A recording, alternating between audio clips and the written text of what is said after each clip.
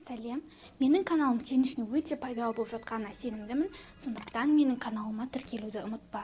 Бүгін 8 сыныптың 3 тоқсанының 1 бөліміне арналған БЖБ тапсырмаларын қарастыратын боламыз. Тақырыбы химиялық элементтердің периодтық жүйесі.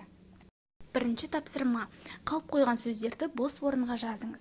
Бос орындарды толықтырып, дұрыс жауаптарымен жазып қойдым. Химиялық элементтер қасиеттерінің период топ бойынша өзгеруі заңдылық. Әрбір период металдан басталып, бейметалдан аяқталады. Олардың период бойынша металдық қасиеті кемейді, бейметалдық қасиеті артады. Топ бойынша жоғарыдан төменге қарай металдардың бейметалдық қасиеті кеміп, металдық қасиеті артады. Екінші тапсырманың асы. Химиялық элементтердің периодтық кестесін қолдана отырып, үшінші периодта орналасқан сыртқы деңгейінде 3 электроны бар элементті атаңыз. Бұл элемент алюминий элементі, оның 13 электроны бар, және оның сыртқы электрон деңгейінде 3 электроны бар.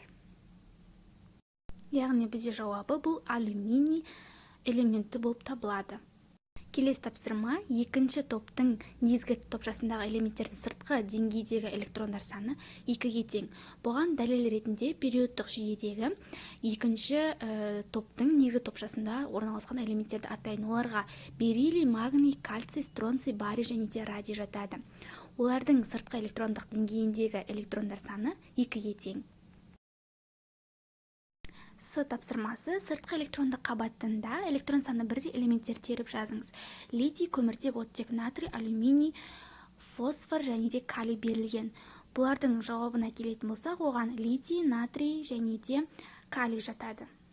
Сіздерге дәлел ретінде элементтердің электрондық деңгейлерін жазып кетейін. Литийдің сыртқы электрондық қабатында 1 электрон, натрийдікінде де 1 электрон және де калийдің де сыртқы электрондық қабатында 1 электрон бар. Үшінші тапсырманың асы. Галогендер табиғи ұяластарына жататын элементтердің тобы мен топшасын жазыңыз. Галогендер 7-ші топтың негізгі топшасында, яғни А топшасында орналасқан. Б. Галогендер табиғи ұяластарына жататын элементтерді жазыңыз. Бұл элементтерге фтор, хлор, бром, иод және де астат жатады. С тапсырмасы. Галогендердің сыртқы энергетикалық деңгейіндегі электрондар санын сутекті қосылыстардағы валенттілігін көрсетіңіз. Сіздерге мысал ретінде тек қана 2 элементті ғана көрсеттім, бірақ барлық элементтердің сыртқы электрон деңгейіндегі электрон саны 7-ге тең. Және де сутекті қосылыстардағы валенттілігін көрсету үшін мен H хлор қосылысын алдым. Бұл жерде -1-ге тең. Төртінші тапсырманың асы. Периодтық кестені қолдана отырып, алюминий, натрий, магний металдық қасиеттерінің арту ретімен орналастырыңыз. Периодтық кестеде металдық қасиет солдан оңға қарай кемейді. Осы қағидаға сүйене отырып, алюминий, магний және де натрий деп өсу ретімен, яғни арту ретімен орналастырдық. Б. Берілген элементтердің бейметалдық қасиетін салыстырыңыз, өз жауабыңызды кем немесе артық белгісімен көрсетіңіз. Бірінші жағдайда фосфордың бейметалдық қасиеті азоттың бейметалдық қасиетіне қарағанда төмен.